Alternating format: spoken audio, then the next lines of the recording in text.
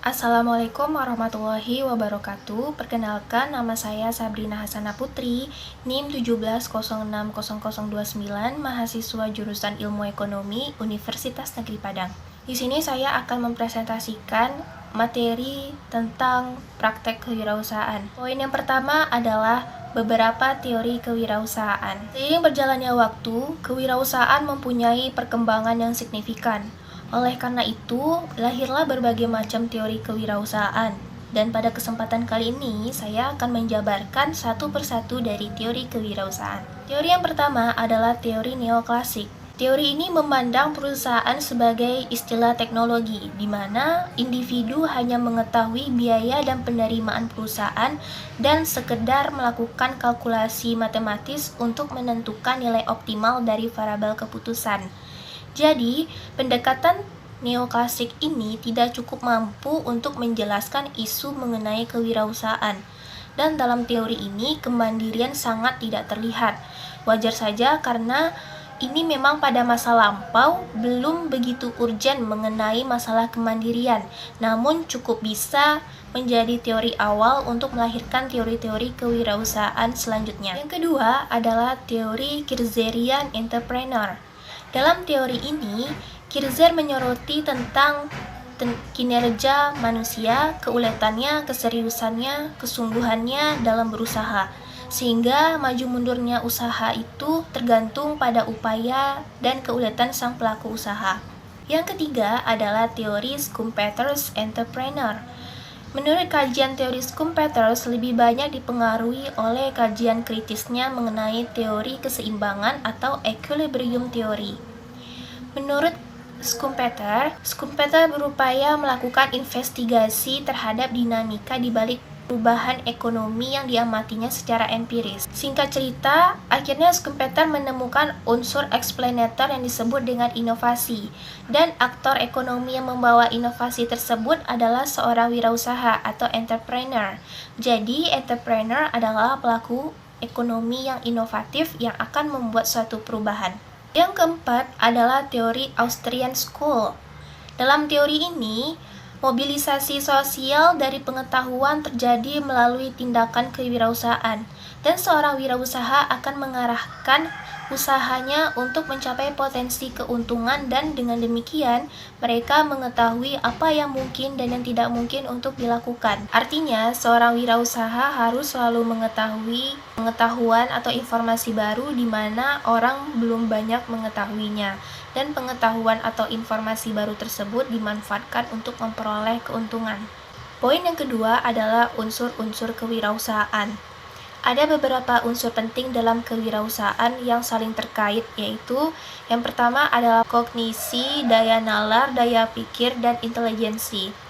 Tingkat penalaran seseorang atau kemampuan berpikir yang dimiliki oleh seseorang dicirikan oleh daya pikir, pengetahuan, kepandaian, intelektual atau unsur kognisi. Kemampuan inilah yang membedakan manusia dengan hewan. Bahkan kemampuan inilah yang membedakan daya kreativitas seseorang maupun bangsa, yang menyebabkan perbedaan kemakmuran dan kejayaan bangsa. Yang kedua adalah keterampilan atau psikomotor. Daya gerak untuk bertindak, terutama tindakan awal, disebut dengan daya inisiatif. Daya ini dapat mencirikan seseorang apakah ia malas atau rajin. Dan banyak orang yang tahu, tetapi karena tidak bertindak atau lambat bertindak, maka ia akan merugi. Keterampilan merupakan tindakan raga, terutama tangan dan kaki, untuk melaksanakan sesuatu kerja. Dan dari kerja tersebut baru akan terwujud hasil karya. Berbagai macam hasil karya telah lahir dari orang-orang yang mempunyai keterampilan. Yang ketiga adalah sikap mental.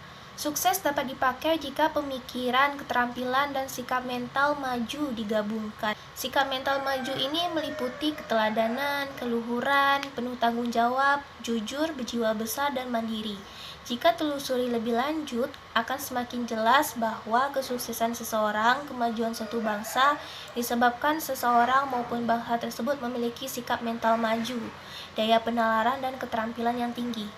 Dan yang keempat adalah intuisi. Sebenarnya ada faktor lain selain kecerdasan, penalaran, keterampilan, dan sikap mental yang berpengaruh atas kesuksesan seseorang, yaitu daya intuisinya. Daya intuisi adalah daya ramal atau yang dikenal dengan feeling seseorang yang sulit digambarkan apakah itu hasil pemikiran atau khayalan. Banyak usahawan yang sukses karena memiliki kewaspadaan, khususnya daya intuisi yang kuat. Daya intuisi ini memang sulit dijelaskan karena seolah-olah menyatu dengan pikiran, jiwa, dan perasaan seseorang. Poin yang ketiga adalah ciri-ciri wirausaha. Ada 10 ciri wirausahawan. Yang pertama adalah memiliki gaya komunikasi yang baik. Tidak bisa dipungkiri lagi bahwa bisnis ini hubungannya dengan manusia, baik itu dengan investor, dewan komisaris, dewan direksi, para manajer, karyawan, supplier, dan lain-lainnya. Oleh sebab itu, sebagai seorang pengusaha sudah seharusnya memiliki gaya komunikasi yang baik. Yang kedua adalah percaya diri. Percaya diri diperlukan bagi seorang wirausahawan dalam menghadapi segala halangan dan rintangan dalam menerpa bisnisnya. Dengan ini, seorang wirausaha akan tetap kokoh dan tidak mudah putus asa. Yang ketiga adalah memiliki kemampuan dan keterampilan personal. Seorang pengusaha yang baik harus memiliki kemampuan dan keterampilan personal, khususnya dalam hal manajerial. Dengan ini, pengusaha bisa mengambil keputusan yang dengan kualitas keputusan yang lebih baik.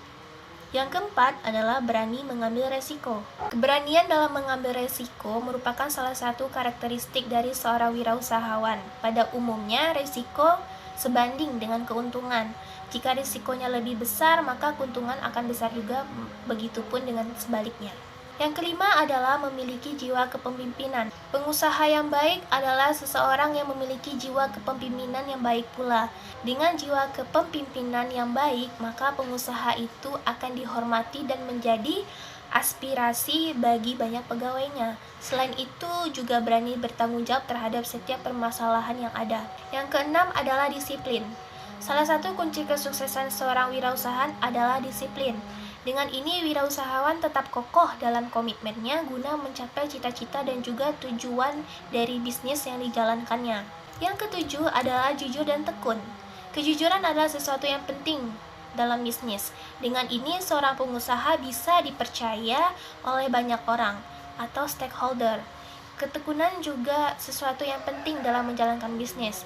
Dengannya, pengusaha bisa senantiasa berinovasi menemukan ide-ide yang baru. Yang kedelapan adalah mampu bersaing atau kompetitif. Seorang wirausahawan akan terus semangat dan bertanggung jawab dalam menjalankan roda usaha yang ditekuninya. Walaupun mungkin pernah gagal, tapi dia akan terus bangkit dan memulai kembali usahanya. Yang kesembilan adalah kreatif dan inovatif, dan yang kesepuluh adalah berorientasi terhadap masa depan. Wirausahaan yang baik haruslah visioner, maksudnya memiliki orientasi terhadap masa depan. Dengan ini, wirausahawan bisa memprediksi masa depan dan juga mempersiapkan bisnisnya untuk waktu yang akan datang. Poin yang keempat adalah peran wirausaha. Peran-peran dari kewirausahaan antara lain yang pertama adalah membuka lapangan kerja. Yang kedua, meningkatkan pendapatan nasional. Yang ketiga, mengurangi kesenjangan ekonomi dan sosial. Yang keempat, mendorong terciptanya masyarakat adil dan makmur. Yang kelima, menambah investasi di dalam negeri. Dan yang terakhir adalah menambah pemasukan sektor pajak. Kelima adalah etika berwirausaha. Etika atau norma yang harus ada dalam benak dan jiwa setiap pengusaha adalah sebagai berikut. Yang pertama adalah kejujuran. Seorang pengusaha harus selalu bersikap jujur, baik dalam berbicara maupun bertindak. Kejujuran ini perlu agar berbagai pihak percaya terhadap apa yang akan dilakukan. Yang kedua adalah bertanggung jawab. Pengusaha harus bertanggung jawab terhadap segala kegiatan yang dilakukannya dalam bidang usahanya. Kewajiban terhadap berbagai pihak harus segera diselesaikan. Ketiga adalah menepati janji. Pengusaha dituntut untuk selalu menepati janjinya, misalnya dalam hal pembayaran, pengiriman barang, atau penggantian barang atau refund. Sekali seseorang pengusaha itu ingkar janji, maka kepercayaan pihak lain terhadapnya akan hilang. Pengusaha juga harus konsisten terhadap apa yang telah dia buat dan disepakati sebelumnya. Yang keempat adalah disiplin. Yang kelima adalah taat hukum. Pengusaha harus selalu patuh dan mentaati hukum yang berlaku, baik yang berkaitan dengan usahanya, pemerintah maupun masyarakat. Pelanggaran terhadap hukum dan peraturan telah dibuatkan akibat fatal di kemudian hari. Yang keenam adalah suka membantu. Pengusaha secara moral harus sanggup membantu berbagai pihak yang memerlukan bantuan. Sikap ringan tangan ini dapat ditunjukkan kepada masyarakat dalam berbagai cara. Pengusaha akan terkesan pelit, akan dimusuhi oleh banyak orang. Yang ketujuh adalah komitmen dan menghormati. Dan yang kedelapan, mengejar prestasi. Poin yang keenam adalah sikap wirausaha. Sikap wirausahawan yang pertama adalah wirausahawan mampu berpikir dan bertindak kreatif dan inovatif. Yang kedua, wirausaha harus mampu bekerja tekun, teliti, dan produktif. Yang ketiga, wirausaha harus mampu berkarya berlandaskan etika bisnis yang sehat. Yang keempat, wirausaha harus mampu berkarya dengan semangat kemandirian. Yang kelima, wirausaha harus mampu memecahkan masalah dan mengambil keputusan secara sistematis dan berani mengambil risiko. Poin yang ketujuh adalah jenis-jenis usaha. Di masyarakat terdapat berbagai macam jenis usaha. Jenis usaha tersebut dapat dibagi menjadi yang pertama berdasarkan lapangan usaha. Jenis usaha di masyarakat menurut lapangan usaha yang pertama ada usaha ekstraktif. Usaha ekstraktif ini adalah jenis usaha yang mengambil dan memanfaatkan secara langsung kekayaan yang tersedia di alam. Yang kedua adalah usaha pertanian. Sebagian besar penduduk Indonesia bermata pencarian bercocok tanam. Oleh karena itu, Indonesia mendapat julukan negara agraris. Pertanian atau agraris adalah usaha mengolah tanah dan menanaminya dengan jenis tanaman yang bermanfaat. Pertanian di Indonesia biasanya dikerjakan oleh petani di pedesaan. Yang ketiga adalah usaha industri. Industri adalah jenis usaha yang menghasilkan barang baru atau mengolah bahan baku atau bahan mentah menjadi bahan setengah jadi atau barang jadi. Yang keempat adalah usaha dagang. Pedagang adalah orang-orang yang menjual barang-barang tertentu.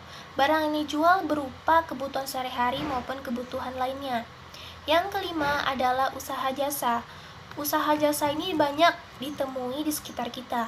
Usaha jasa adalah jenis usaha yang bertujuan memberi pelayanan kepada konsumen. Usaha jasa terbagi dalam kelompok berikut. Yang pertama, jasa transportasi. Jasa transportasi ini adalah jenis usaha pelayanan untuk pengangkutan orang atau barang-barang hasil industri dari satu tempat ke tempat yang lain. Yang kedua adalah berdasarkan pemiliknya. Ada usaha badan usaha milik negara atau BUMN, badan usaha milik swasta BUMS, dan koperasi. Poin yang kedelapan adalah profil wirausaha yang sukses. Di sini saya mengambil salah satu profil wirausaha yang sukses, yaitu Ibu Susi Pujiastuti. Ibu Susi Pujiastuti adalah seorang pengusaha sukses dan merupakan Menteri Pahlawan Kelautan di Indonesia. Ibu Susi lahir di Pangandaran pada 15 Januari 1965, pendiri dari PT ASI Pujiastuti Marine Product dan maskapai penerbangan yang bernama Susi Air. Seorang Menteri Kelautan dan Perikanan masa jabatan 2015 sampai 2019. Ibu Susi Pujiastuti adalah seorang pengusaha sukses di bidang perikanan dan maskapai penerbangan. Namanya semakin mencuat setelah ia diangkat menjadi seorang Menteri Perikanan dan Kelautan oleh Kabinet Menteri Presiden Joko Widodo. Susi memulai bisnis perikanan dan menjadi orang penebas ikan di pasar pelelangan dan menjualnya lagi ke restoran-restoran di sekitarnya.